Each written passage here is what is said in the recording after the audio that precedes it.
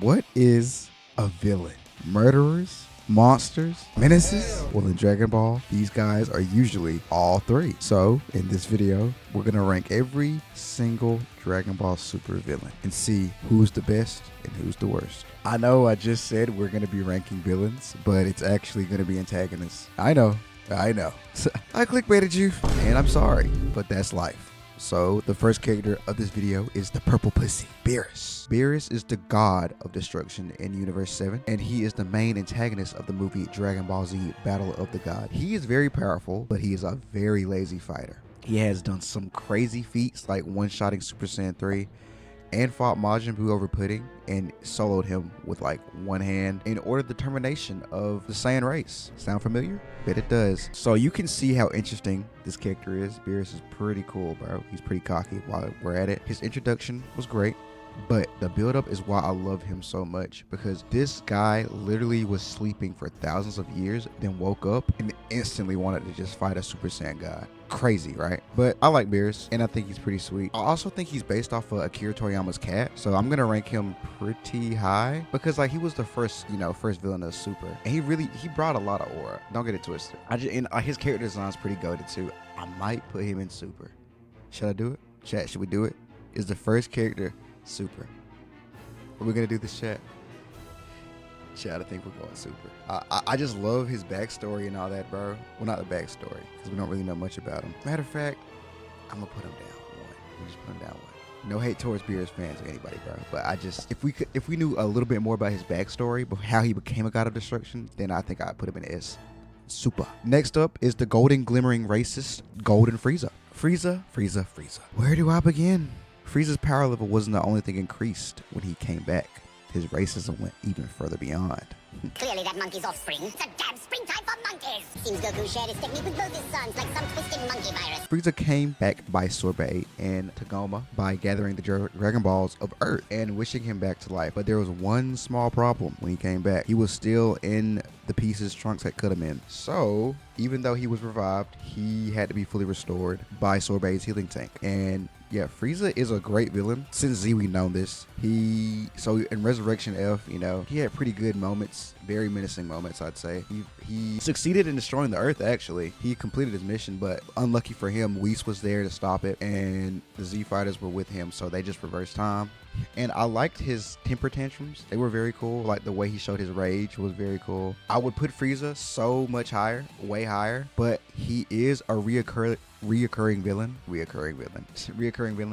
And he also was getting worked by Vegeta and Goku. He went out sad. So for his movie, his main movie, bro, not his character now, but for his antagonist, he didn't like really do anything crazy. He did have some good racist moments though. You know what? Just for his racism, we're gonna put him behind Beerus. Racism always prevails, guys. Don't forget that. So yeah, after Frieza, we have the purple penis head. Hit. Ain't that crazy, y'all? We got the purple pussy and the purple dick. Hit is a legendary assassin that never misses his target. He also lived over 1,000 years and is from Universe 667. All right, I'll stop. He has also had the achievement of killing Goku. Well, kind of. He has a cool set of techniques that allow him to manipulate time and skip and freeze time. So, now that you know who this guy is, let's rank him. So let's see. Hit was a great villain for his little arc. Well, he wasn't really a villain. It was more like the tournament when they first met, right? And I kind of did like him more because the way we actually got to see how he worked before he even was fighting with Goku. Like, you saw what he could do and you were like, what is he doing? Why is everybody frozen? What is this? And then it was also cool how he could evolve with Goku, because when Goku improved, he was like, I learned your time skip. And then Hit was like, okay, I'm gonna improve it. And then he improved and they both were getting stronger as the battle went on. That was hype. I like that. I just didn't like how he went out sad in the Tournament of Power. Other than that, bro, Hit is pretty daggum goated. I gotta be honest. But he do be getting that BTA every time he fights, bro. Goku did come in and have to save him. He did save that man a few times, I'm not gonna lie. But Next, we have the green Mohawk corrupted god Zamasu. Zamasu is the apprentice of Goku, and he was the former North Kai of Universe 10. Goku was, not Zamasu. Zamasu was a calm and stoic type, and he wanted to make sure that the universe could reach its maximum potential. And to do this, he thought he had to eradicate all mortals because they were a nuisance and would never learn. That's what he said himself. So Zamasu stole Goku's body, killed the Kais and gods of destruction and all the good, strong people who would get in his way, and then almost every mortal in the universe. So he caught his fair share of bodies, not gonna lie. He also had some pretty cool transformations and amazing dialogue.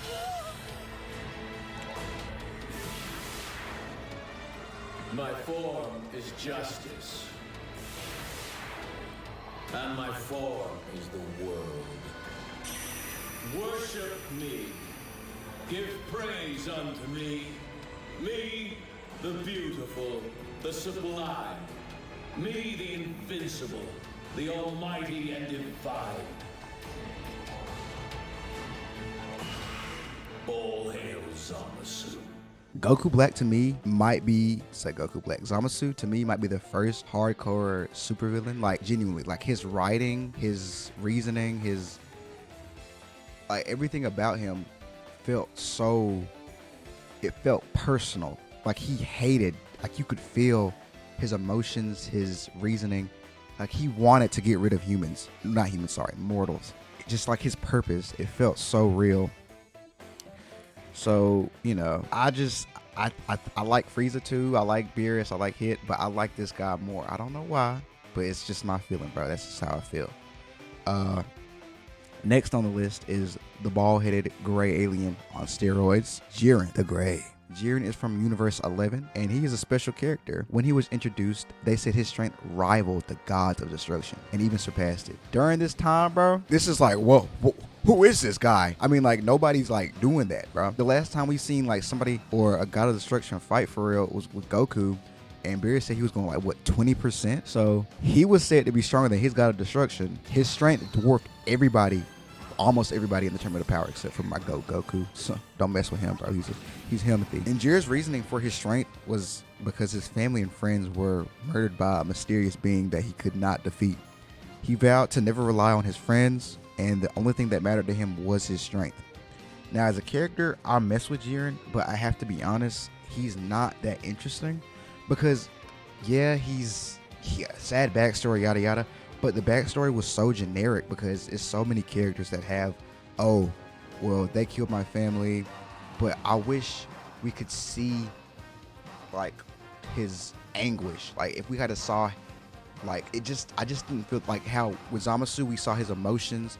With Jiren, he was just like, oh, they're dead, and it was too fast. They went over his backstory way too fast. So I like Jiren, and he's a crazy strong character, but he don't hit for me for real. Like I'm just not messing with it, bro. I don't know. That's just me. No hate towards Jiren, bro. It's just I don't feel like we know him enough. Next is the GOAT, Morrow. You see what I did there? Many of you don't know who Morrow is or even that he existed because he hasn't been animated yet and he's in the manga, and many of you don't read the manga. He is the main antagonist of the Galactic Patrol Prisoners saga, and he is a very powerful wizard who would eat planets by absorbing them. He is over 10 million years old, so he's up there, man. He views all life as food to be used for his consumption, and talk about being a big bag, fat ass. But to put it in perspective, Morrow's ki, right, is so sinister that when Goku locked onto it, he actually felt fear, like he was shocked. And this is the guy that fought Majin Buu, by the way. So you should know that this guy has some menacing aura. And I'm gonna be honest, bro.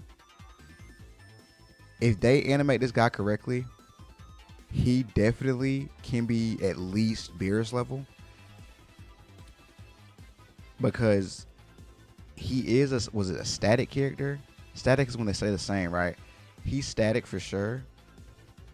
I would put him above Hit. I don't know yet above Beerus because I want to see how they handle him. If they ever, God, please let these niggas animate Super, bro. Super season 2. What are we doing, man?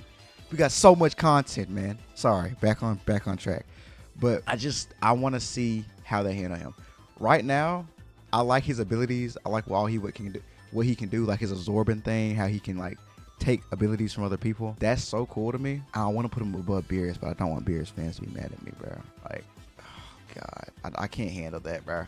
I'm gonna just leave him right there. We'll see. We shall see. But yeah, I'm gonna leave him right there for now. Hopefully later we can come back if he ever gets animated and, you know, fix it up. But yeah, I do like his character for sure, next is the Green Giant, Broly. Broly is a banished Saiyan who is the legendary Super Saiyan of Universe 7. He comes basically every 1,000 years, I think. So since he has such a high power level at a young age, he went to planet Vampa because of King Vegeta's orders, because he was thinking that Broly's power was so massive and ginormous that he would lose control over it and just go insane and destroy everything. So after 48 years, he was found by Chila and Limo, and while they were in the Frieza force, Broly was used by Frieza and his dad to fight Goku and Vegeta. Even though Broly didn't have much experience of fighting because he only fought Paragus and the monsters on the planet most of his life, his power rapidly increased to keep up with Goku and Vegeta, and eventually leading them to have to fuse because Broly was starting to overwhelm them. I mean, like, what can you say about this guy? And his backstory is valid, right? Banished to another planet because the king said you were too strong. Your dad basically abused you your whole life and used you as a weapon, not even as a son. Comes back to the planet for revenge after his whole life has been misery and torture. Didn't even have water on his planet. He didn't know what water was. Crazy. I'm honestly gonna put him,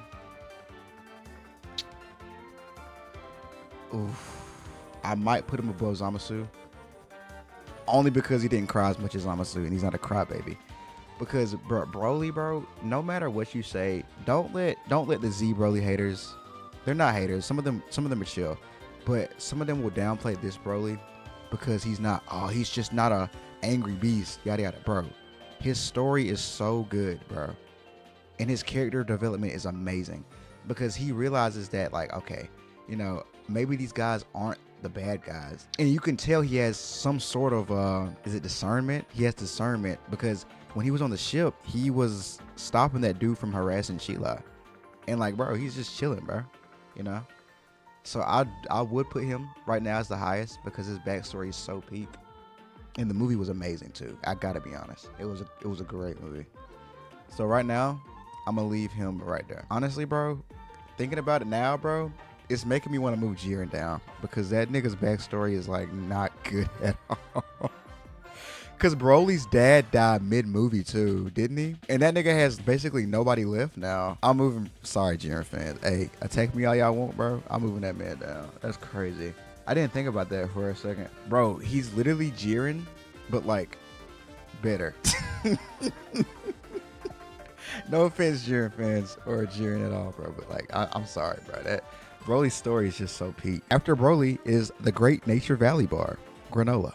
Granola is the only survivor of the Solarian race. His people were killed off by the Saiyans while under Frieza's rule, and basically this fueled his revenge because he became a bounty hunter, and to kill Frieza, he was tricked into fighting the remaining Saiyans by the Heaters. Even though he was the main antagonist, he later became their ally because he was like, oh wait, I know the past now, because they figured out what actually happened with his race, and Bardock actually was trying to help him, and he was like, dang, you guys aren't really all that bad. But he was almost literally driven insane by his own obsession of revenge. But Granola has some pretty cool techniques. He has an evolved right eye. It gives him enhanced sight and perception, kind of like a Sharingan. It's not a Sharingan because I don't want y'all to be like, actually it's different. It's like, all right. He has vital point attacks. He basically allows him to see his opponent's vital points and, you know, basically hit him, which is crazy. Kind of like Hit can do that. And an evolved left eye, and the eye allows him to have higher accuracy and higher attack power, which is pretty crazy. So ranking Granola, especially off his backstory and his motives, oh yeah, I'm putting him in super. I'm trying to tell y'all, bro, y'all are sleeping on these manga villains so hard. It's crazy because everybody just thinks that, oh, super's just trash now, bro. They have stepped their game up massively on the writing, bro. It's crazy. Like, they got the backstories down pat. They got the powers. Their abilities are so cool, bro. But yeah, moving on. Next up is the fighter named after fuel, Gas. Bro's name is literally me when I have too much Chipotle. Gas is a fighting prodigy. He is a part of the Heater family, you know, the ones that trick Granola. He serves as the muscle because, you know, he's a strong guy. He's a strong little dude. And basically, Elec wished for gas to, I think Elec is the leader of the Heaters, wished for gas to become the strongest in Universe 7. But his power did come at a big cost, because whenever there is an opponent stronger than him or stronger, forces him to get stronger, but it makes his body deteriorate. His body can't handle the power because it's not really his power, because it's the Dragon Balls that really gave him the power. It's kind of confusing, but you just got to see it to understand it. But he does have a pretty cool, unique set of powers. He has magic, and it's like he can materialize weapons and stuff out of thin air. So bro's really got his own thing going on. Like, it's not like Morrow's magic now, where he absorbs life and stuff, but it's like how he can conjure up stuff. So I respect him, honestly. His backstory isn't really too crazy. I mean, like, he's just from a set of gang members. I would put him, should I put alright? Because he is kind of cool. I like his powers, but he just feels kind of bland, if that makes sense. I don't hate him, obviously. Maybe I'm missing something. If somebody can, like, explain to me, like, or, you know, break down or make it more apparent, just say, like, okay, he's good because of this, I'm happy to listen. But to me, I just don't really see him on Granola's level, especially since he was like, they were part of the ones that used Granola. I just see them as like more evil because they're under Frieza. For the last character, we're gonna max out the energy. We got Cell Max. Y'all, these jokes are hidden. Don't lie, bro. They're hidden, bro. If you couldn't tell, this is a different form of Cell who is stronger and created by a different doctor, Dr. Hito. Or Hedo is something. I don't know. I think it was Hedo. Cell Max's appearance takes on the second form or semi-perfect form of Cell, and he was also awakened very early, so I don't think he was even finished yet. I think that was a reason for his mindless like action. Like, he acted like a beast instead of like Cell did. How Cell had like high IQ, and he was cocky now, but he had like great battle IQ. He could make good decisions. He knew what the fighters were gonna do. But this Cell, bro, he acted like a beast, kind of like how Broly would act out of control, but he would act way more animalistic. Like, he didn't even speak. He would just grunt. Cell Max was able to take down Orange Piccolo like effortlessly after being after being hit by Gamma 2's like heavy attack. It took his arm off, and he still just like worked Piccolo like he wasn't even any sweat. And he took down Gamma 1, Gamma 2, Orange Piccolo, Krillin, Android 18, 10 Fuse, which they were in fat form. I don't know how much stronger they are than their base form or whatever. I don't know how that works. It took Gohan having to unlock a new form, and he was able to end Cell Max. Now, his dialogue, mid. His design, I mess with his design, right? It's decent. His power, strong, really strong, right? Really strong. And let me think. I did like the way he acted like a kaiju. Very cool. Love that. And the way he came out his container thing and was like yelling. Oh my gosh. Literal goosebumps, bro. The dude had me in the theater like, this nigga is crazy strong, bro. In the eyes, bro. The design, I do mess with the design, actually. And I will say, if I was in the movie theater and I saw Resurrection F or Battle of Gods, I would have this guy. Listen. For the movie comparison, guys, don't get it twisted. I would have this guy right here. Because even though you're finna say his backstory's trash, his character, he has no dialogue, bro. He made the perfect villain for an ending of a movie, right? Sometimes you don't need the backstory, because some of these characters you were expecting something crazy from the backstory, right? But for Cell Max, he wasn't really the brains behind the operation anyway. Like, he wasn't his own thing. He was connected to everything. He was like the final stages. First you had to fight the Gammas, and then you had to fight this man. And this guy was a beast, bro. I'm trying to tell y'all. Now, this is my list. You don't have to agree with it, obviously. I would have Frieza higher, right? But he got worked by Vegeta because that racism, bro, is strong. This is where Frieza would be if he didn't get beat up by Vegeta. All right, but he's right here because he lost to Vegeta. Don't be mad at me, bro. It's my list. So this is my Dragon Ball Super Villain tier list. And if you agree, comment down below. And if you disagree, comment down below. And if you enjoyed, comment down below. But like and subscribe too. And yeah. Until next time, guys. Peace.